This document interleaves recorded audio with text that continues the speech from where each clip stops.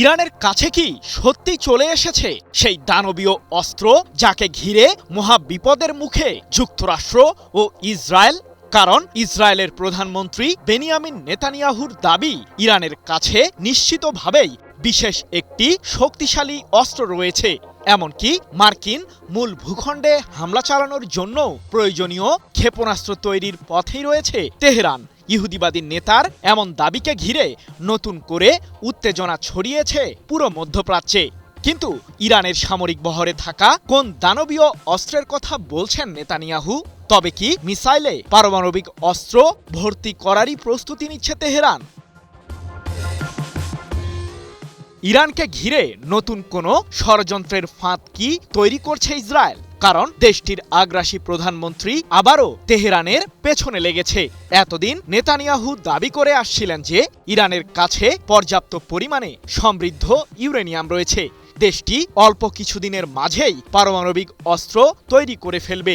ইহুদিবাদী নেতার এমন দাবির প্রেক্ষিতেই সাম্প্রতিক সময়ে ইরানের বিরুদ্ধে ইসরায়েলের সাথে যৌথভাবে হামলা চালায় যুক্তরাষ্ট্র, যার লক্ষ্যই ছিল ইরানের পারমাণবিক কেন্দ্রগুলো ধ্বংস করা। যদিও সেই যুদ্ধে তেমন কোনো সফলতা অর্জন করতে পারেনি যুক্তরাষ্ট্র ও ইসরায়েল।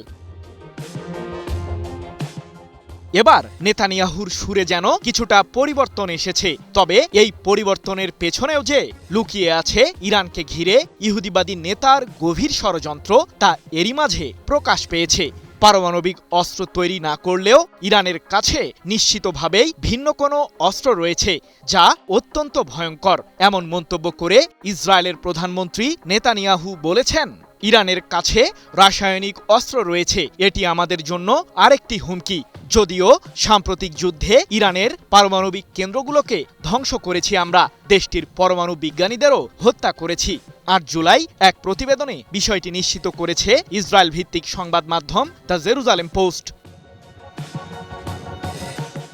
তেহরানের বিরুদ্ধে এমন অভিযোগ এনেই কেবল চুপ থাকেননি নেতানিয়াহু। ক্ষেপণাস্ত্র ইস্যুতে ইসরায়েলের প্রধানমন্ত্রী আরও বলেছেন, ইরানের বিরুদ্ধে সাম্প্রতিক হামলা চালানোর পেছনে আরেকটি গুরুত্বপূর্ণ কারণ হল দেশটির ক্ষেপণাস্ত্র কার্যক্রম। যুক্তরাষ্ট্রের মূল ভূখণ্ডে হামলা চালানোর জন্য প্রয়োজনীয় ব্যালিস্টিক মিসাইল তৈরি করছিল ইরান, যাতে পারমাণবিক অস্ত্র দিয়ে সজ্জিত করার প্রস্তুতিও নিচ্ছিল দেশটি। ফলে প্রত্যেক আমেরিকান মহাবিপদে পড়ত।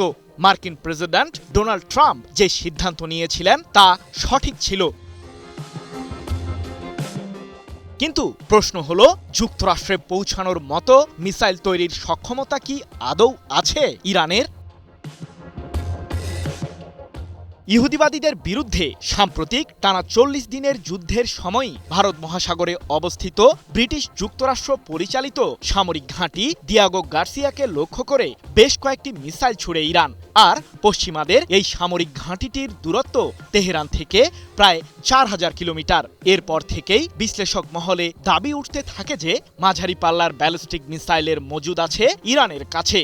যদিও এতদিন ধরে তেহরান জানিয়ে আসছিল যে সর্বোচ্চ ২,৫০০ কিলোমিটার রেঞ্জের মাঝে হামলা চালানোর মতো ক্ষেপণাস্ত্র আছে ইরানের সামরিক বহরে। মজুব বিরাট কারবার, জিতে নাও ফ্যামিলি কার, স্পোর্টস বাইক ছাড়াও লক্ষ লক্ষ নিশ্চিত গিফট। তবে ইরানের কাছে যে মাঝারি পাল্লার ক্ষেপণাস্ত্র থাকাটা খুব একটা জটিল বিষয় নয়, সে সম্পর্কেই ব্যাখ্যা দিয়েছেন লন্ডন ভিত্তিক think tank royal United services ইনস্টিটিউটের সিনিয়র ফেলো সিদ্ধার্থ কৌশল। তিনি মূলত দুইটি সম্ভাব্য কারণের উপরই তার ব্যাখ্যা দাঁড় করিয়েছেন। তার ভাষ্য, ইরান যদি পারমাণবিক অস্ত্র তৈরি করতে চায় তাহলে আরও দীর্ঘ পাল্লার ক্ষেপণাস্ত্র প্রয়োজন হবে দেশটির। এছাড়াও নিজস্ব মহাকাশ কর্মসূচি এগিয়ে নিতে অত্যাধুনিক রকেট তৈরির প্রতিও ঝুঁকতে পারে তেহরান, যার রেঞ্জ অনেক বেশি হবে।